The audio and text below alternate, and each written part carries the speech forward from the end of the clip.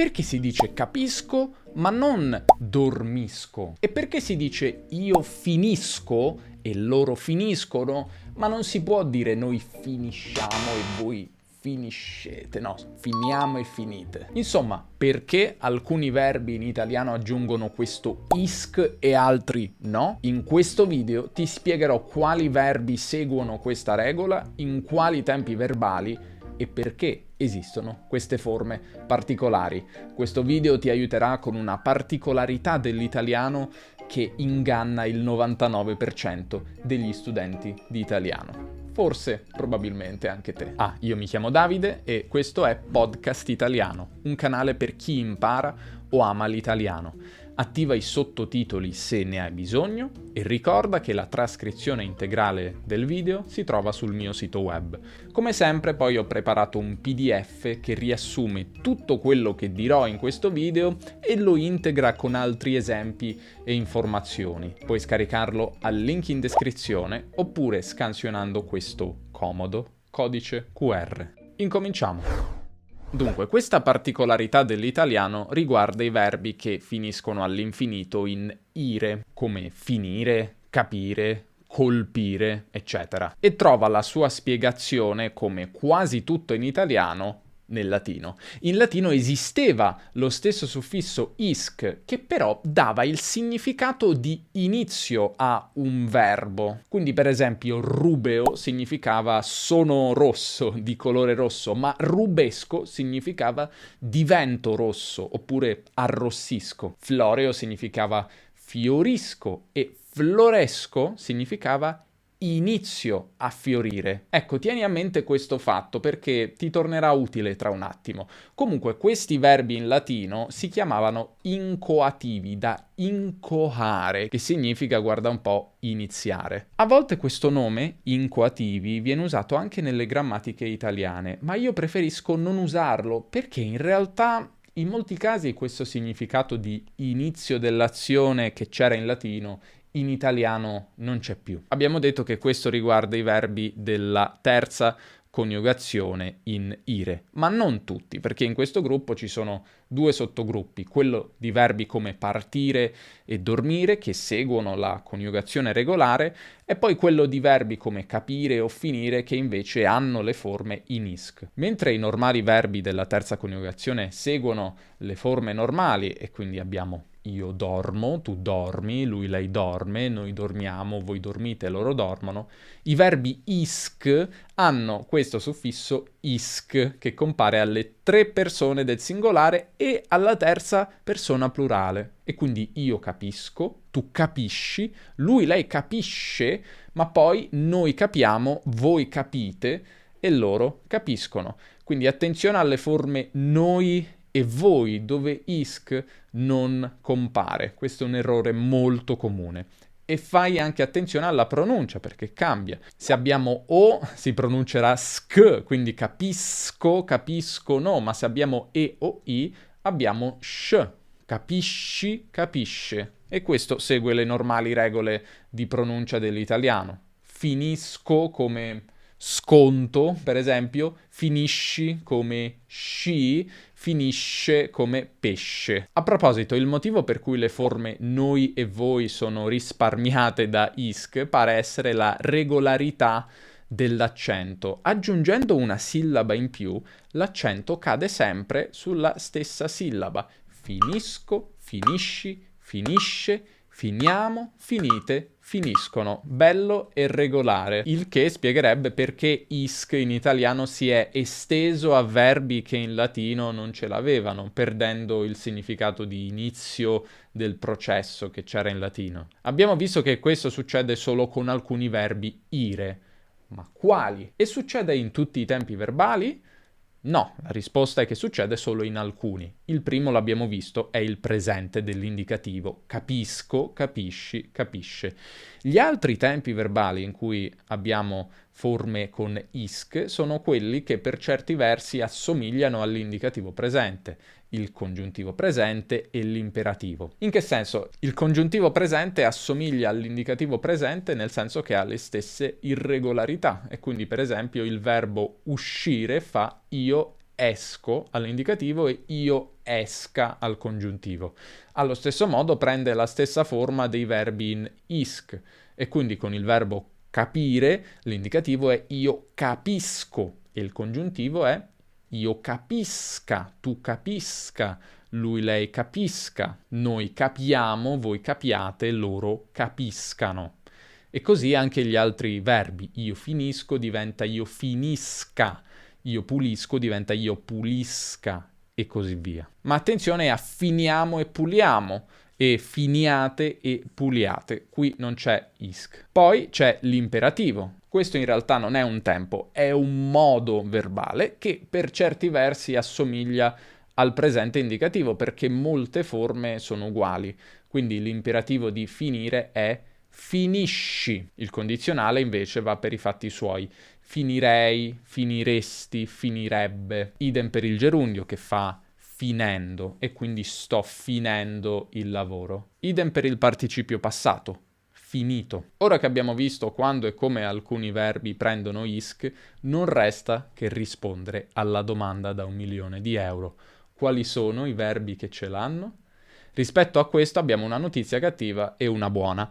La notizia cattiva è che guardando o ascoltando la forma all'infinito del verbo non possiamo sapere quali saranno i verbi in isc.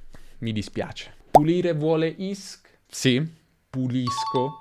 Offrire lo vuole? No, perché si dice offro e se parli spagnolo scommetto che l'hai sbagliato, vero? Scrivimi un commento se è così. La buona notizia però è che possiamo fare delle generalizzazioni. Ti ricordi che all'inizio del video ho detto che in latino i verbi incoativi, cioè gli antenati dei verbi in isc, erano quelli che indicavano il fatto di iniziare a fare qualcosa o che qualcosa iniziava ad accadere? Ecco, di questa sfumatura di significato è rimasta qualche traccia anche in italiano, in alcuni casi. In latino, come abbiamo detto, i verbi incoativi, questi verbi con isc, indicavano l'inizio dell'azione o di un processo. In italiano, in alcuni casi, i verbi con isc indicano un cambiamento di stato, il fatto di diventare qualcos'altro. Per esempio hanno la forma in isc i verbi ire che indicano un cambio di colore. Arrossire, arrossisco, significa diventare rosso.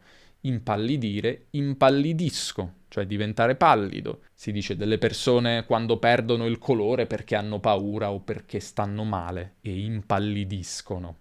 Annerire, annerisco, che significa diventare nero o far diventare nero. Ma abbiamo anche scolorire e scolorisco. Questo possiamo dirlo dei vestiti quando perdono il colore che avevano quando li abbiamo comprati, ma anche chiarire e chiarisco, che significa rendere più chiaro, sia in senso letterale, quindi fare in modo che qualcosa cambi colore, ma anche in senso figurato, cioè che qualcosa diventi più comprensibile. Quindi chiarisco la mia opinione su questa questione. Oltre a questi contengono il nostro isc anche alcuni verbi della terza coniugazione, ire, che indicano un cambio di stato, di condizione, quindi diventare più grande, più piccolo, più pesante, più leggero. E quindi ingrandire, ingrandisco, rimpicciolire, rimpicciolisco, appesantire, appesantisco, alleggerire, alleggerisco. In questa categoria non sono solo le differenze fisiche come colore e dimensioni a essere importanti, ma anche i sentimenti. Tanti verbi legati ai sentimenti infatti hanno isc. Impaurire, impaurisco, che significa fare paura.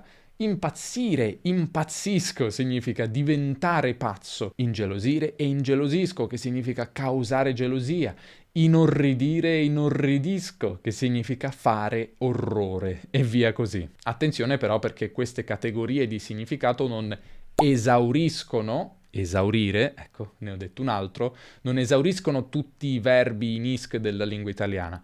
Ci sono altri verbi che indicano altri cambi di stato, come arrugginire, cioè quello che succede al ferro quando è a contatto con l'acqua, o approfondire, diventare più profondo.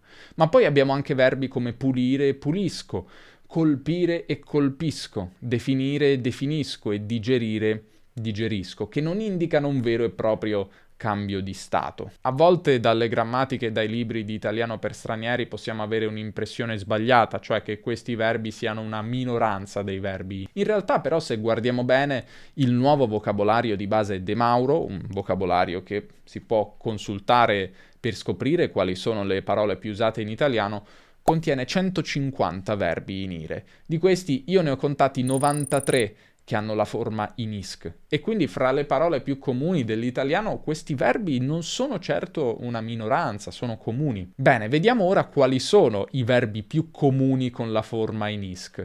Te li dico direttamente alla prima persona singolare io, ma a schermo ti metto anche l'infinito. Abbiamo agisco, arrossisco, capisco, chiarisco, colpisco, contribuisco, costruisco, dimagrisco, diminuisco, distribuisco, fallisco, finisco, guarisco, impaurisco, impazzisco, incuriosisco, inserisco, ingrandisco, obbedisco, preferisco, proibisco, punisco, pulisco, riunisco, sostituisco, sparisco, stabilisco, subisco, tradisco, unisco e tossisco. Li conoscevi tutti? Come vedi si tratta di verbi comuni che usiamo tutti i giorni. Fra gli altri verbi in ire, quelli che non hanno la forma isk, i più comuni sono i seguenti. Anche questi te li dico alla forma io, che in alcuni di questi verbi è irregolare. Apro, avvengo, bollo, copro, dico, divengo, diverto, dormo, fuggo, inseguo, investo, parto, riempio, riesco, salgo, scopro, seguo, sento, servo, vengo. Pensavi che qualcuno di questi volesse isk? Fammi sapere. Comunque ti lascio una lista di verbi isk anche con esempi nel PDF che puoi scaricare al link in descrizione. Prima di concludere parliamo brevemente dei verbi che traggono in inganno alcuni studenti e a volte anche qualche madrelingua. Nella mia esperienza di insegnante mi è capitato di vedere 4 verbi in particolare che spesso gli studenti sbagliano. Il primo sicuramente è offrire. Sarà per l'influenza dello spagnolo che ha ofrecer, ma in italiano il verbo al presente non è offresco, ma offro. Si comporta insomma come un regolare verbo di terza coniugazione. Quindi quando vogliamo essere gentili e vogliamo pagare il caffè a un amico diciamo offro io. Il secondo verbo è bollire, diciamo l'acqua bolle per esempio. E sempre in un ambito legato alla cucina abbiamo il verbo riempire che fa riempio. Anche qui non ti dico l'alternativa sbagliata per evitare che tu ti confonda. E quindi riempio il bicchiere, riempi una bottiglia d'acqua, eccetera. Attenzione perché si tratta comunque di un verbo irregolare, riempio, con una i in più. Un altro caso fastidioso è la coppia apparire e il suo contrario sparire, perché la prima fa appaio, la seconda sparisco. Lo sapevi? Bene, spero che questo video sia stato interessante, utile e che tu abbia imparato qualcosa di nuovo. Abbiamo visto perché alcuni verbi prendono la forma isk, quando la prendono e quali sono i verbi principali con questo suffisso. Se vuoi ora un PDF che riassume tutte le informazioni del video, le integra con altri esempi e contiene esercizi per verificare quanto hai imparato, puoi scaricarlo al link in descrizione oppure di nuovo scansionando questo codice. Alla prossima, ciao!